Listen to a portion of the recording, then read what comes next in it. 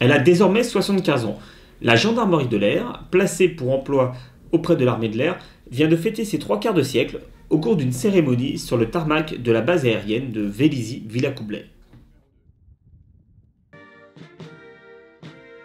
Lutte contre le terrorisme, contrôle des flux sur les bases aériennes ou encore connexion avec les différentes forces de sécurité, voici les enjeux auxquels fait face aujourd'hui la gendarmerie de l'air. Les explications du général Guichard. Aujourd'hui, la gendarmerie de l'air, elle fait face à des enjeux qui sont ceux de l'armée de l'air, qui sont ceux de tout le monde. La lutte contre le terrorisme.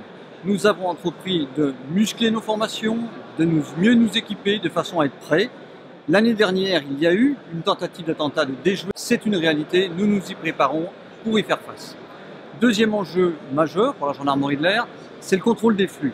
Bien sûr, le contrôle des flux entrant et sortant sur les bases, ça c'est évident, mais également le contrôle des flux des personnes entrant en dehors de l'espace Schengen qui se posent sur les bases aériennes. Pour ça, l'armée de l'air a un protocole avec la police aux frontières et nous, gendarmes de l'air, sommes chargés de ce contrôle, sommes formés par la police aux frontières pour effectuer ces contrôles de flux. Troisième enjeu auquel nous devons participer, c'est la connexion avec toutes les forces de sécurité, police municipale, police nationale et autres, sur le territoire national comme à l'étranger ou sur les bases où nous sommes. L'année 2018 a été marquée par deux premières pour la gendarmerie de l'air. Elle a organisé sa première préparation militaire à destination de ses réserves. Les gendarmes mis en face sur le drone, avec 14 militaires formés à leur utilisation. Les défis futurs, ils sont de deux ordres. Ils sont d'ordre personnel. Évidemment, l'armée de l'air connaît une montée en puissance de ses effectifs, de ses missions, et la gendarmerie de l'air doit accompagner cette montée en puissance.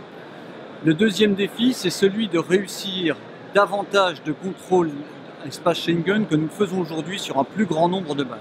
Et enfin, le troisième défi, c'est d'être encore plus performants que nous le sommes dans la collecte et la diffusion du renseignement pour prévenir là encore les attentats.